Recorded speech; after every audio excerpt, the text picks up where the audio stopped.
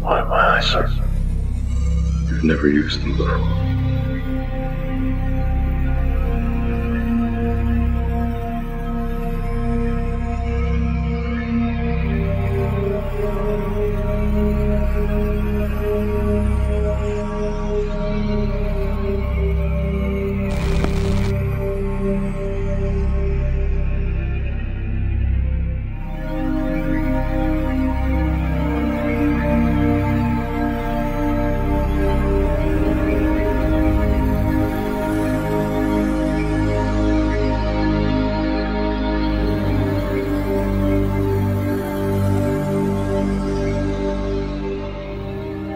The Bible clearly teaches from the moment of Adam's fall that the serpent or Satan or the devil or Lucifer or whatever you prefer to refer to him as has incessantly sought to establish a one-world government that would be led by one world leader to whom he would give his power, as we just read. A man the Bible descriptively calls the beast, the consummate antichrist, or we might call him the consummate Christ blasphemer, as the passage we read referred. But secondly, I want to also point out that Satan, although he's had repeated failures in his attempt to establish this one world government, that the Bible tells us one day he will succeed. All the sophisticated technology and computers will not prevent society from disintegrating and eventually dying out. Have you ever met a person who would sacrifice his life, freedom, for the truth like that? This is truth. I never met a person who said, this is truth and I'm ready to shoot me. To defend the truth. Right? But millions sacrifice their life, freedom, comfort, everything for things like God, like Jesus Christ. The term interfaith, by the way, is the new buzzword, okay, with one world religion. They do this all the time in the occult, okay? You don't want to say New World Order, that's pretty obvious. So they say global governance is the new terminology. You don't want to say, yes, we're marching towards a one world religion under the Antichrist. No, that's too obvious. You need to be an interfaith person. So plan it for what it is. It means this: we are forming a one world religion. Therefore, there's no need to argue and fight with each other, right? We just need to find common ground. And we've got to work together as religions on the planet to save Mother Earth and keep humanity from destroying itself. You were once a warrior. You have seen the pain of war up close, and you know the cycle of history. How far would you go to bring about 1,000 years of peace? They say, well, after all, don't you guys know that religious differences are the major cause of war, and so we have to put them all aside and come together as one? Do you call yourself Latter-day Saint? I do. Do you believe in God? Yes, I do. So these are the Latter-days. But because mankind is inherently religious, we cannot survive, or will never survive, without some kind of religious expression. If we go as deep as we can into recorded history, back to the age of the Sumerians in Ur of the Chaldees, where Abraham and his descendants came from, we find the most rudimentary beginnings of religious faith, and it has carried through all of human history. There's not a single period or place on the planet where you could say people were truly atheistic. Now, I know some of you say, well, what about the Soviet Union? That's an interesting point. I remember when we were doing ministry over there, when we were looking at a Soviet youth camp that they were trying to sell. The government was kind of auctioning off all these pieces of property that were no longer used. We came to a little park that with trees and flowers and plants, and very well directed, full of all sorts of plaques. And the very first thing it had was the 10 Commandments of Communism. As I walked through, they had various statues where they had like saints being offered, the heroes of the revolution. You see, communist leaders understood very well that people have an inherent religious desire. The United Nations are pursuing the development of a one-world religious organization. Today, on the United Nations' 55th anniversary, CBN News reporter Wendy Griffith takes a look at what's behind this push for a global religious voice. After a while, the drums, chants, and prayers representing many of the world's leading religions all started to sound alike, somehow losing their flavor in a melting pot of spiritual soup. The first ever Millennium World Peace Summit of religious and spiritual leaders took place at the United Nations in August, and some believe it marked the first major step toward a movement to usher in a global spiritual body that may one day speak for all religions. Robert McGinnis with the Family Research Council says it appears the hidden agenda is to unite people under one religious organization so they will peacefully accept UN goals such as population control and one world government. Instead of all these different gods, maybe there's one God who manifests himself and reveal himself in different ways to different people. You know, what about that, huh? CNN founder and billionaire Ted Turner was the honorary chair of the World Religion Summit. Turner, known for his critical views on biblical Christianity, promoted the New Age concept that there are many ways to heaven. We have to fully mobilize everything we have and put it into changing the energy system over. And not just here in the United States, but all over the world. It's going to be the biggest business project in the history of the world. Fortunes, billions of dollars are going to be made. Not doing it will be catastrophic. We'll have 8 degrees, we'll be 8 degrees hotter in 30 or 40 years, and basically none of the crops will grow. Most of the people will have died, and the rest of us will be cannibals. Civilization will have broken down. And after that, we've got to stabilize the population. When I was born, there were so what's wrong with the population? I mean, with too many people.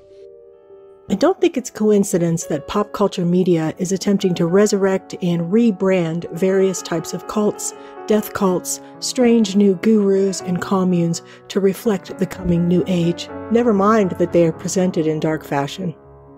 New Age gurus and commune cults were an effective tactic of the social-political mind control experiment known as the 60s counterculture. It was one of many strategic efforts to try to move people away from their religious tradition and worldview and establish a new global worldview, a cosmic religion for the modern age. One that puts Earth at the center, to be worshipped, of course, with man at the helm steering her course. Suddenly, gurus, rituals, cults, and communes are being glorified again, and their message is always the same. A global, eco-friendly collective consciousness coupled with a technocratic communist global government system, one that emerges on the heels of a violent revolution. The al-masih character appears to model Shiva, a member of Hinduism's cosmic trinity of creation and destruction gods. Al-masih is shown here seated in Lalitasana, a pose typically reserved for gods whose kingly attributes are to be emphasized. The figure sits with one leg tucked inwards on the seat and the other hanging down to touch the ground. Shiva, thought to reside on his own cosmic mountain, holds his trident, a weapon of sorts, when in the hands of Lord Shiva is said to destroy the 3 worlds, the physical world, the world of the forefathers, representing culture drawn from the past, and the world of the mind. In Hinduism, the universe is thought to regenerate in cycles every 2 billion years or so. Shiva destroys the universe at the end of each cycle, which then allows for a new creation. Watch. Considered to be a member of the Holy Trinity in Hinduism, Shiva is most certainly a complex character who represents both goodness and benevolence, as well as maintaining the darker side as the god of destruction. Many, however, believe that Shiva's destructive nature is not malicious, but is born out of necessity, that in order to create something new, the old must first be removed. There is no more history. History has ended. The world is about to begin again, and you need to do your part. The 60s counterculture was not some natural phenomenon that arose like a phoenix from the ashes of a failing, corrupt society. It was a specific political strategy, fomented by a generously funded socialist think tank and aided by the CIA, that theorized that, in order to accomplish socialist revolution and ultimately achieve the goals of global communism, a deliberate and calculated deconstruction of society must take place so that a new one could be erected in its place. I saw the revolutionary destruction of society as the one and only solution to the cultural contradictions of the epoch. Georgi Lukács, socialist philosopher for the Institute of Social Research, wrote, "Such a worldwide overturning of values cannot take place without the annihilation of the old values and the creation of new ones by the revolutionaries. Marxists must change the residually Christian mind so that it would become not merely a non-Christian mind, but an anti-Christian mind," Antonio Gramsci, Italian socialist philosopher, wrote. It didn't matter that their primary campaign was to first completely demoralize a generation of people, then later discard them to make way for the new man and their shining new totalitarian utopia.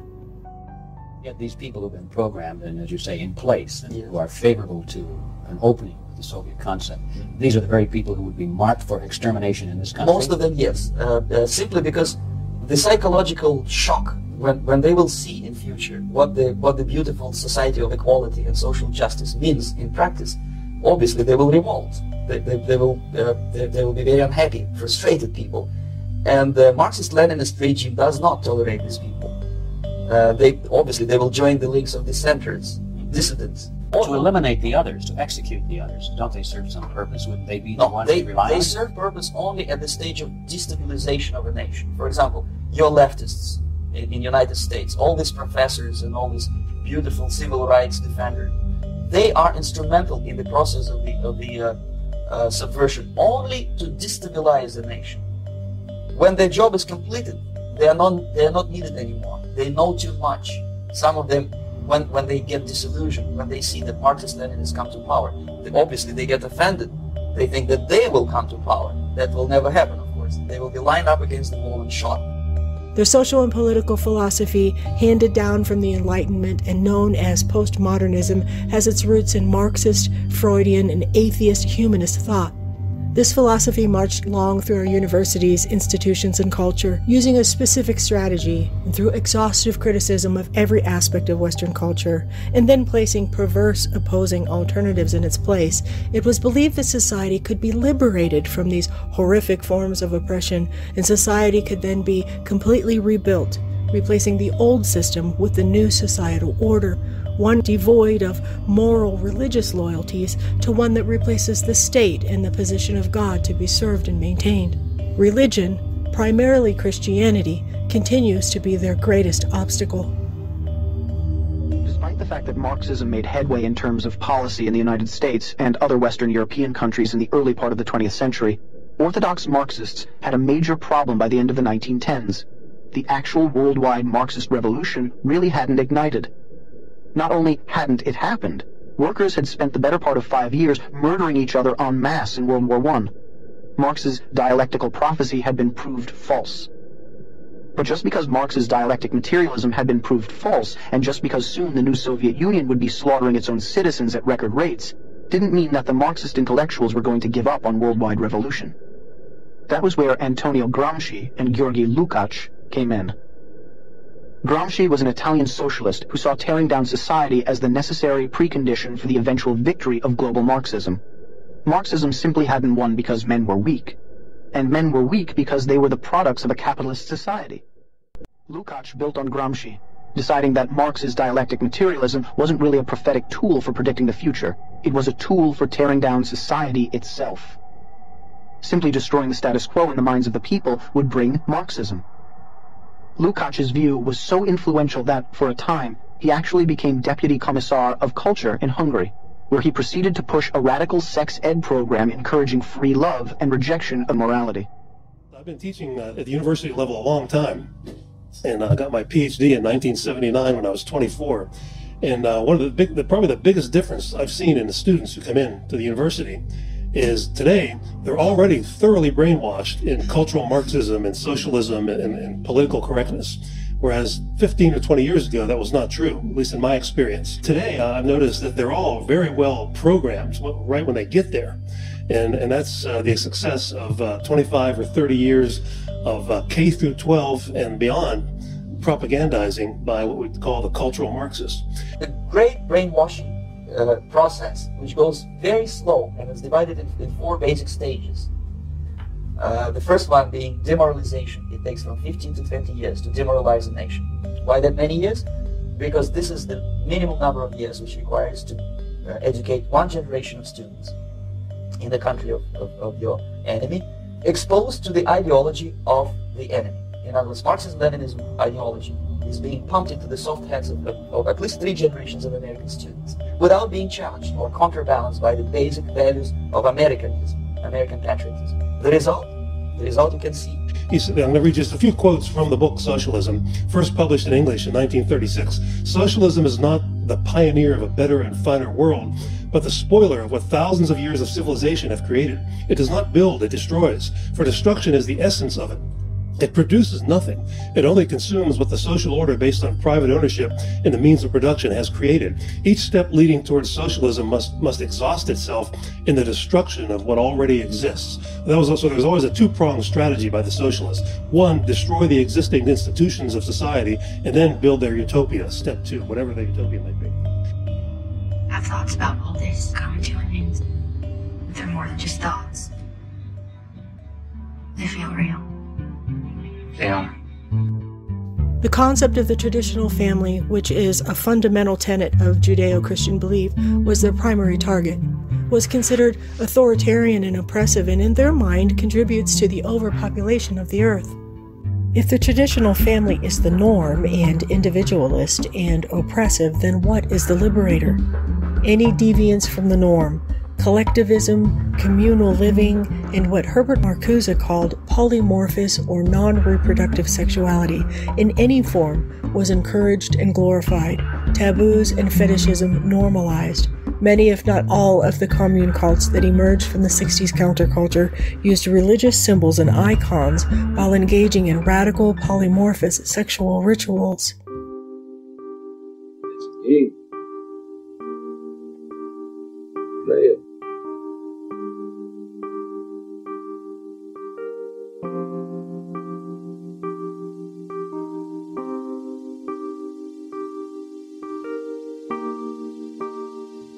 Yeah, I'm the father you all wanted.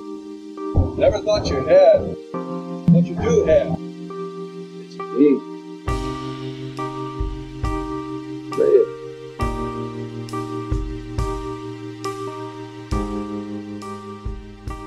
We sat together in front of all these masters and sages and people like Manly P. Hall and Alan Watts and Krishnamurti. We decided to pick the best out of every religion, philosophy, theology, and turn it into the foundation of our spiritual family.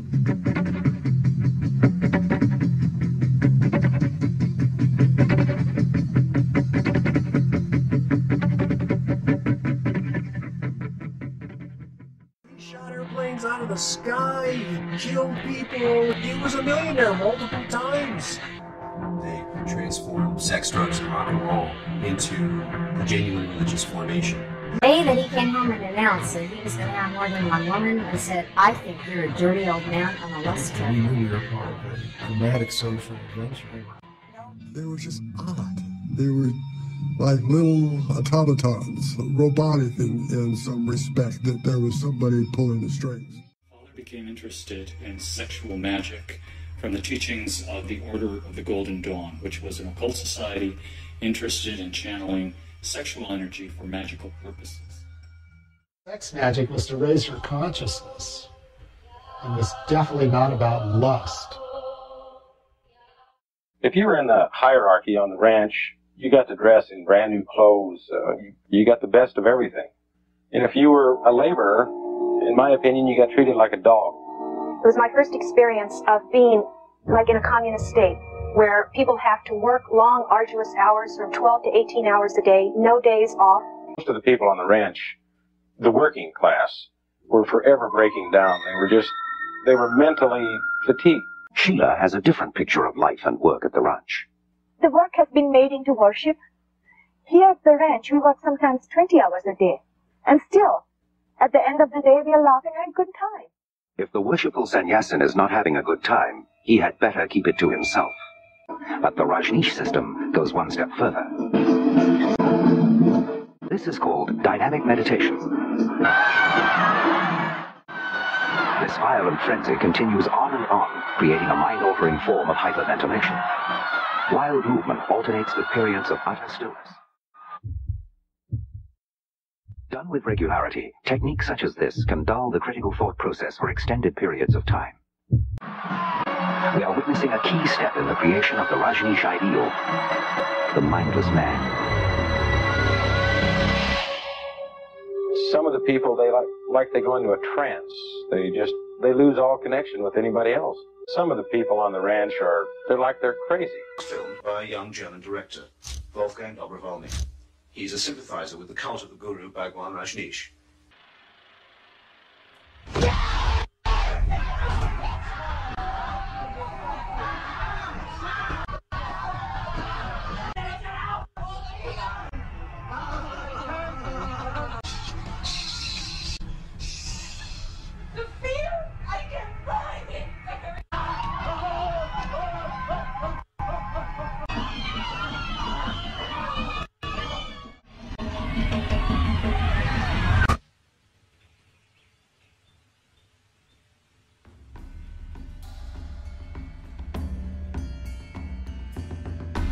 Haven't there been some teachings handed down from Jesus which form the basis of much that is good in civilization today?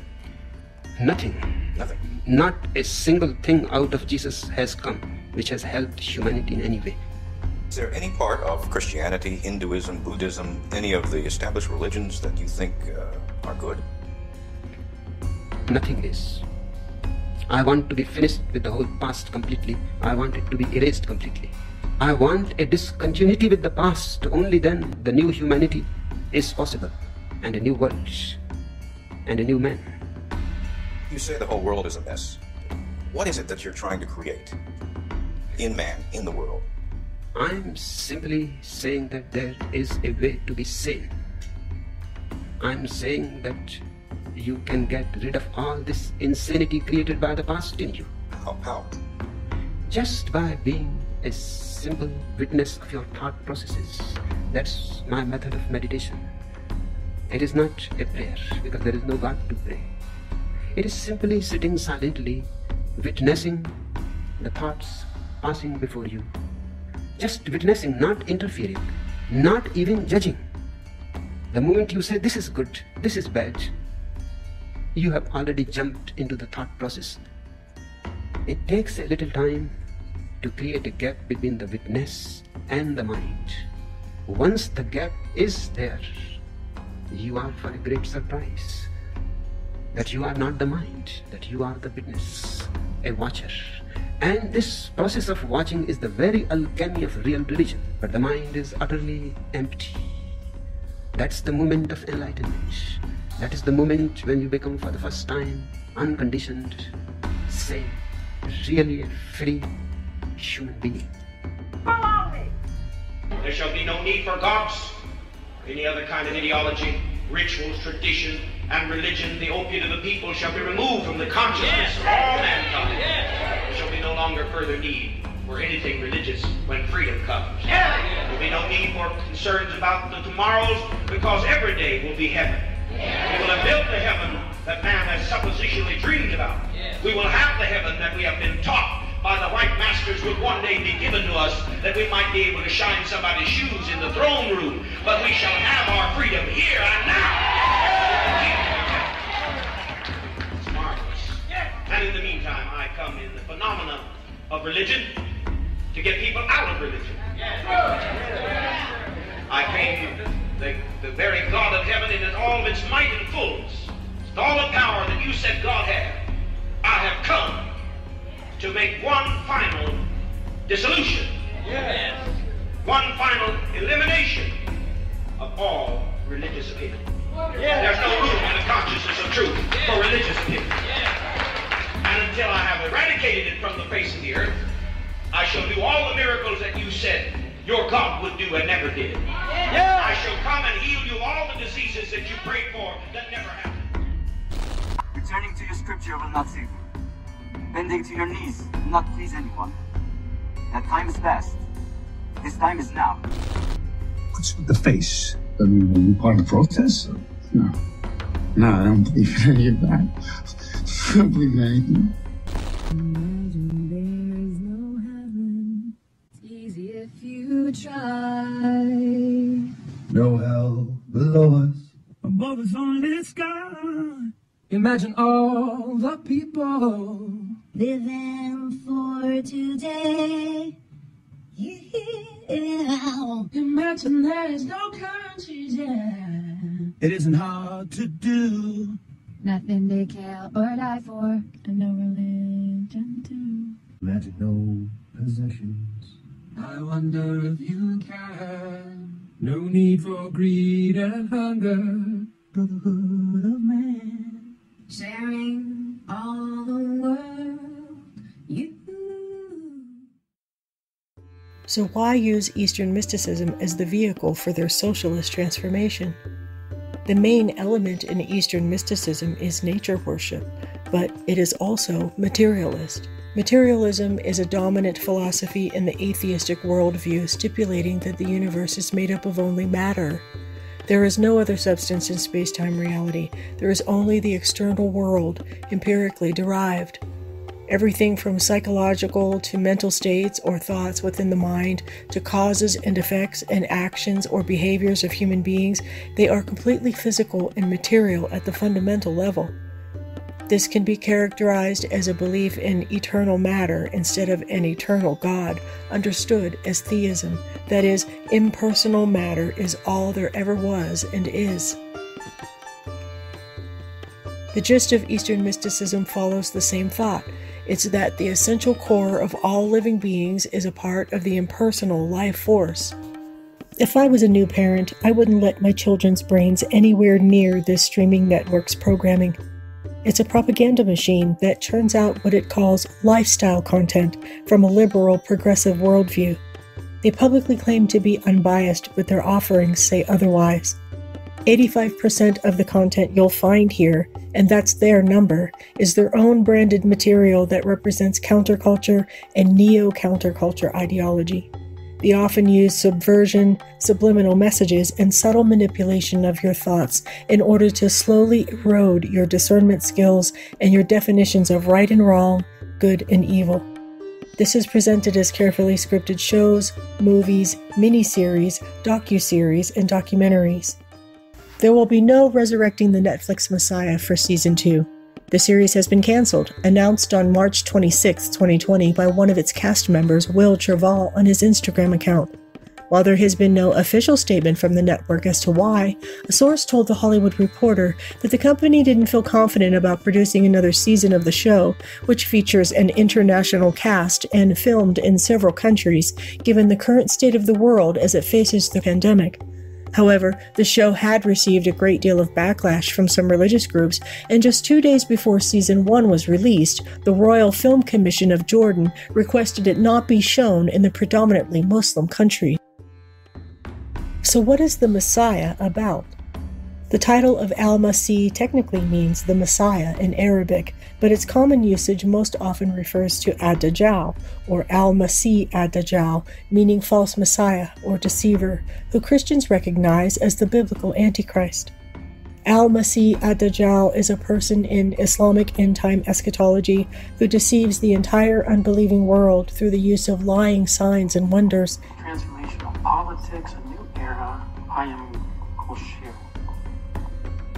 In later episodes, al-Masih's real name, who is scripted to be from Iran, a socialist country by the way, is revealed. Payam is a Persian name meaning message. Golshiri could be an attempt to pay homage to Iranian author and communist activist Hushan Golshiri. The series has paid homage to a few books, Catcher in the Rye, Clash of Civilizations, and some authors, all from the same political persuasion.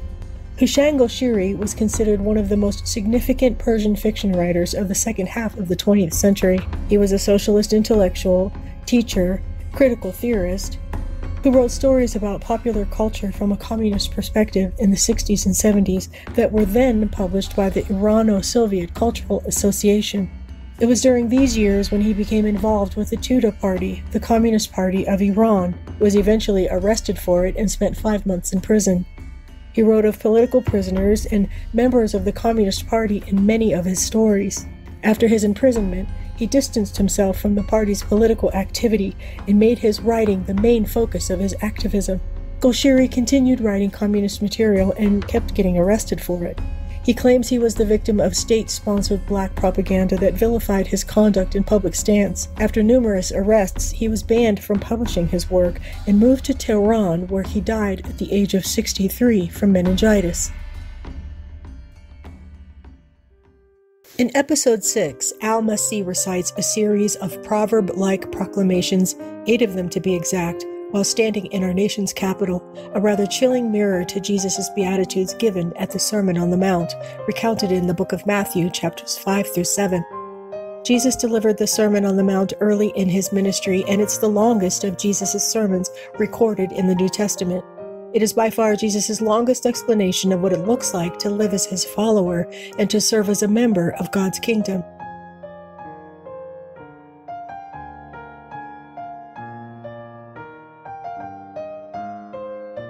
After al-masih has completed the phrases, he then walks on water as if to say, "These are divine truths, and I am the evolved one, the new ascended master, the enlightened magician who can accomplish the impossible."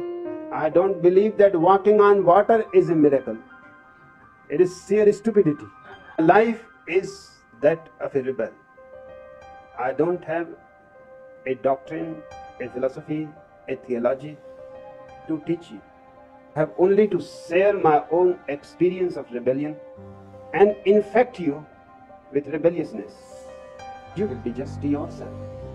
Neither Christian, nor Hindu, nor Mohammedan. This is an alchemical school, a school of mystery.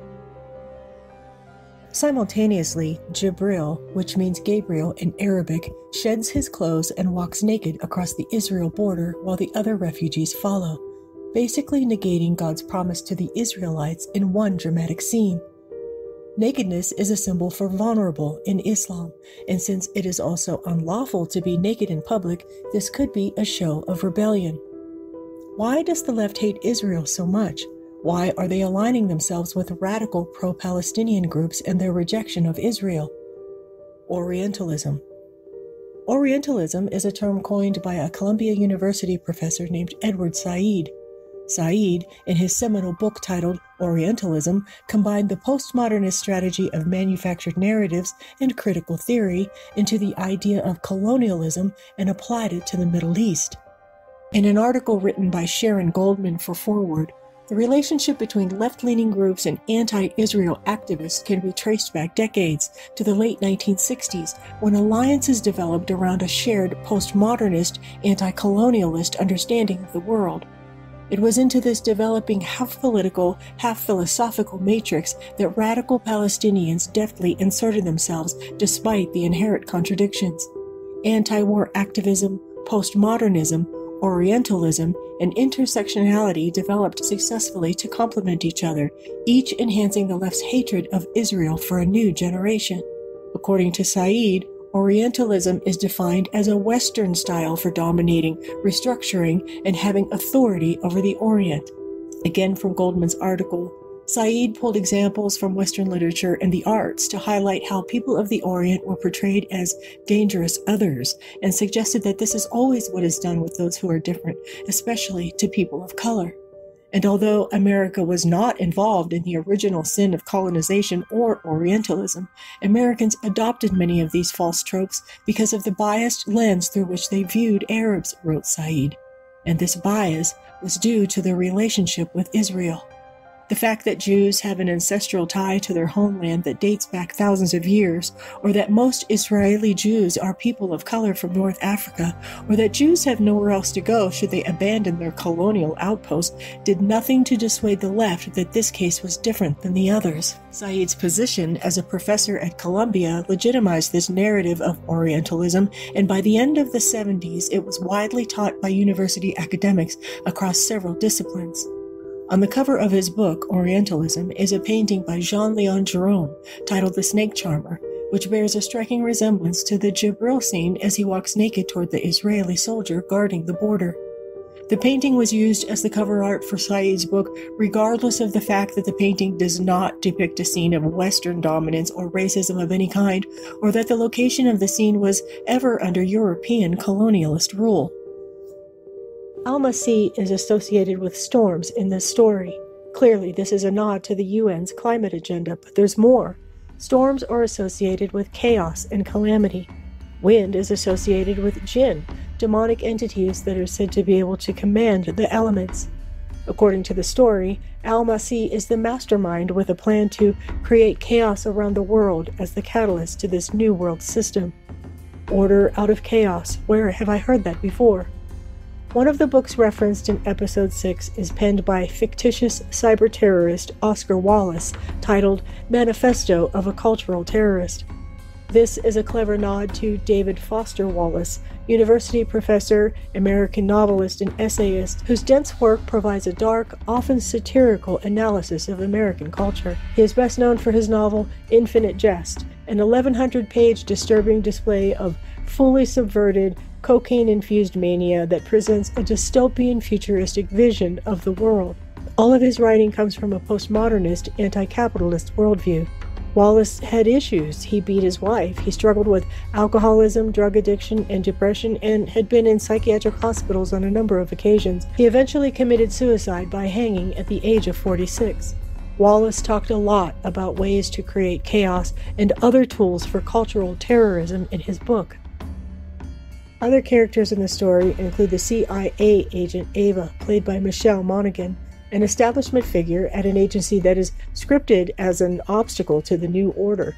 Of course, in real life, we know that's the opposite of the truth. There's a scene where she helps a waiter who is reading Clash of Civilizations by Samuel P. Huntington. She notices the book and offers this insight. The only thing you have to remember is that he was right. Huntington predicted that the primary axis of world conflict after the Cold War would be along cultural and religious lines. It's exactly what's happening in world politics today, so just center your paper around that argument. Boom. There it is. And nothing encapsulates this story's premise better than the climactic scene of a failing small-town Texas church being totally engulfed in flames and burning into oblivion. At the end, al-masih is shown bringing dead men back to life on the other side of the world in a field of red flowers. The red poppies are a Freemasonic symbol that started with the Royal British Legion and is also used by the American Legion to remember those who have lost their lives in wars and terrorism around the world.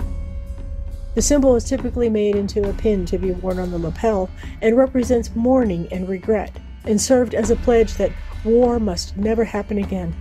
The reason for the poppy is because they are the flowers which grew on the battlefields after World War I had ended. If you have eyes to see and ears to hear, you will understand.